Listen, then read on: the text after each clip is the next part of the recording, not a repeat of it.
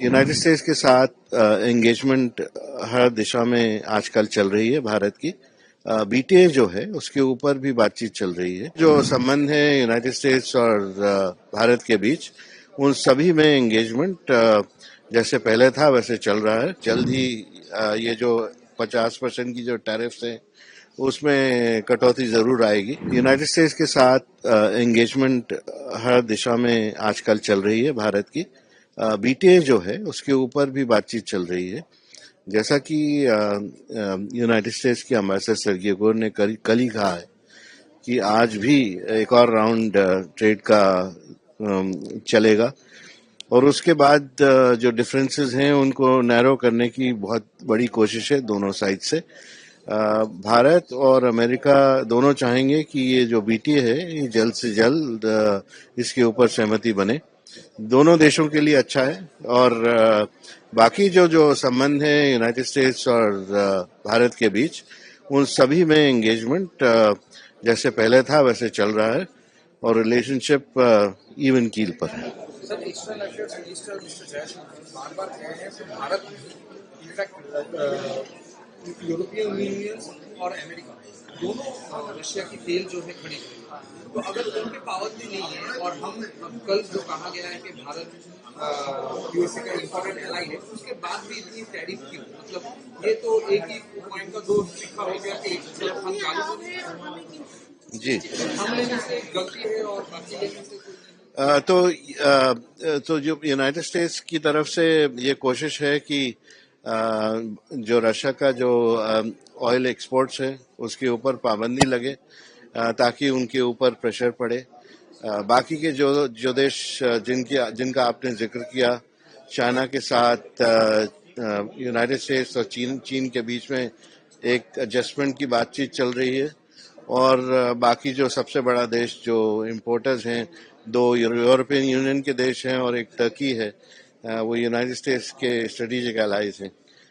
तो इसलिए भारत ही ऐसा देश है जो बच जाता है। भारत ने हालांकि रशिया के तेल के ऊपर जो कमी करी है उसके चलते मुझे लगता है कि जल्द ही ये जो 50% की जो टैरिफ्स हैं उसमें कटौती जरूर आएगी।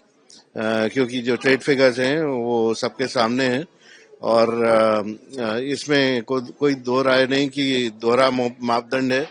और भारत में कई लोग इन्होंने इसके बारे में अपनी ओपिनियन व्यक्त किया है और मुझे लगता है कि जल्द से जल्द ये मसला सुलझ जाएगा। तेजस की जो इंजन प्रोक्योर करने वाला है, कावेरी से नहीं हो पा रही है तो कावेरी रेडी नहीं हो पा रही है, तो वहाँ पे जी का इंजन या तो फिर रशिया का इंजन जो है तो कौन सी इंजन का ये भी एक कारण है कि United Kingdom I mean USA बार बार यही इसके लिए प्रेशराइज किया जा रहा है ताकि टेक्नोलॉजी यूएसए ट्रांसफर और वहाँ पे पहुंचे। देखिए, ये तो टेक्निकल चीजें हैं जो कि हम लोग स्पेकुलेट ही कर सकते हैं।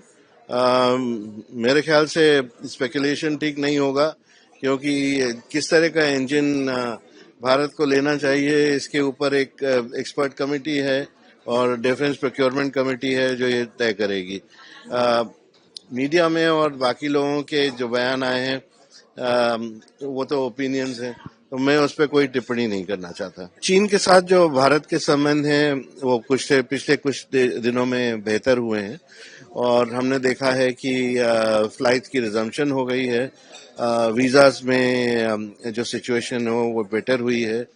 उसके साथ साथ कॉमर्स मिनिस्ट्री की तरफ से भी बयान आए हैं कि चीन के जो इन्वेस्टमेंट्स हैं, जो पहले प्रेस नोट 3 के पाबंदियां थी वो हटा दी जाएंगी, उसके ऊपर विचार हो रहा है। तो लगातार बायलैटरल रिलेशनशिप में इम्प्रूवमेंट्स हैं और मुझे लगता है कि आगे चलकर ये एटमॉस्फेयर अच्छा बनेगा।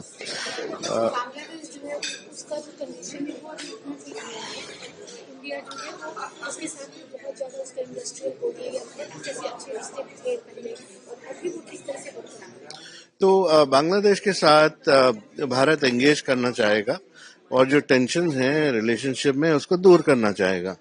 इलेक्शन जैसे ही बांग्लादेश में खत्म होते हैं उसके बाद जो भी गवर्नमेंट आती है बांग्लादेश में भारत ज़रूर उसके साथ एंगेज करेगा। हमारे दोनों के बहुत बड़े स्टेक्स हैं एक दूसरे कंट्रीज में। आप इंडस्ट्री को देख लें, कॉमर्स को देख लें, कनेक्टिविटी को देख लें, या फिर पीपल टू पीपल टाइज हैं। सभी क्षेत्रों में बहुत ज़रूरी है कि भारत और बांग्लादेश आपस में कोऑपरेट करें। तो भारत ज़रूर जो भी गवर्नमेंट बांग्लादेश में आएगी उसके साथ भारत की कोशिश रहेगी कि एंगेजमेंट आगे बढ़े। हमसे जुड़े रहने के लिए हमारे YouTube चैनल को सब्सक्राइब करें और नई वीडियो की नोटिफिकेशन के लिए बेल आइकॉन को दबाएं।